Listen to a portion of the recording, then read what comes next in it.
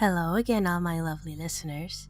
Today's Terrors from the Creative Mind isn't so much a scary tale as it is a strange one. Still, it was enough to give me the chills. I hope that you agree. So sit back and prepare yourself for TESSERACT. TESSERACT, a four-dimensional analog of a cube, a regular octacoron. It was getting late and the computer screen gave a dim glow in the gloom of my study. Books upon books flooded the room, from Heinlein to Asimov, and the mirror held an image of a weary man hunched over his desk, eyes bloodshot and glaring.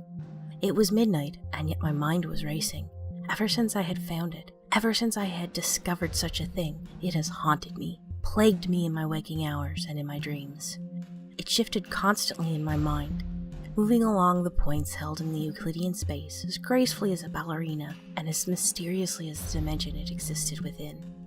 Everything was so very basic compared to the fourth dimension, just lines and squares and cubes upon cubes.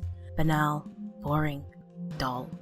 What else was I supposed to do? Allow for this joyous wonder to be ignored? But then, I learned of Jack McGuire, and the game changed. He was some kind of polymath, always traveling, always trying to understand everything, and for some reason, he clicked with me instantly.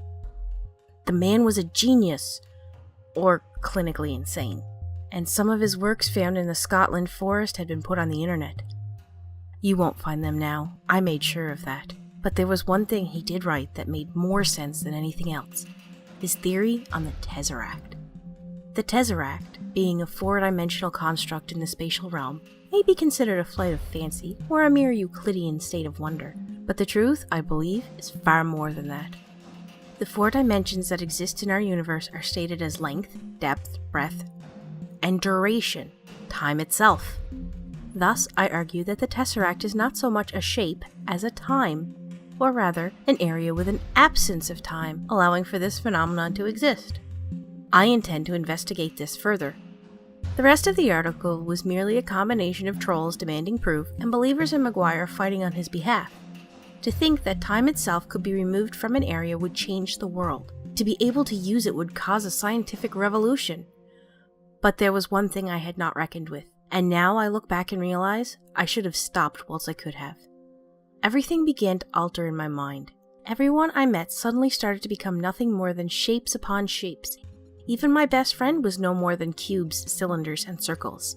I was starting to see the universe as just three-dimensional, dull, drab, unlike the wonders of the next dimension. The words of McGuire were inspiring beyond all belief, but they also seemed to be slightly worrying. Why did he disappear? Where did he go? Why did he leave this world with his work unfinished? The sky was gray, the sun was cloaked in thick fog.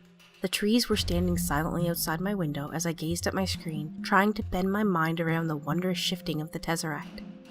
All 8 cubical cells inverting themselves over and over in my mind was pure bliss. A knock on the door. I looked through the keyhole. It was Eddie. Thank Christ for that. I opened the door to see no one there. And then I saw him, just walking down the road, waving at me from about 5 meters away down the drive. I looked to the screen again and watched as the image shifted again and again. I watched Eddie as he started to come closer, then suddenly disappeared, then reappeared at the door for a split second, then returned to the driveway and continued walking up. When he finally managed to get in the house, I showed him the stuff I had found. At the start, he couldn't stop laughing. But then, I started to walk towards the house while he watched, and his face turned as white as a sheet. "Did you just..." "Yeah." "But that's..." Impossible becomes a relative term very quickly at this point. I grinned as Eddie started to go slightly green at what he had just witnessed. I escorted him to the bathroom and waited for the vomiting to stop. But the worst was yet to come. I hadn't even scraped the surface of what was going on, and exactly what was going to happen was all too simple. I was going to live, simple as that. I was going to live and not die, never dying, always living, trapped in my four-dimensional prison. It's cozy and all, but it is painful. I starve every day, and yet my body remains strong.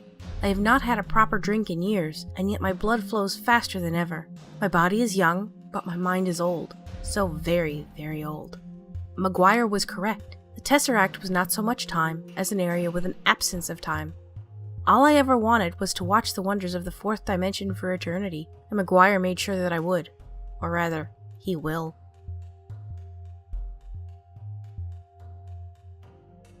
And that, my lovely listeners, is the end of our tale. I hope it gave you the chills you were looking for. If it did, please let me know by leaving a thumbs up. And if you want to hear more like this, please subscribe as well. Thank you for listening, and I hope to see you again in our next terror-filled episode.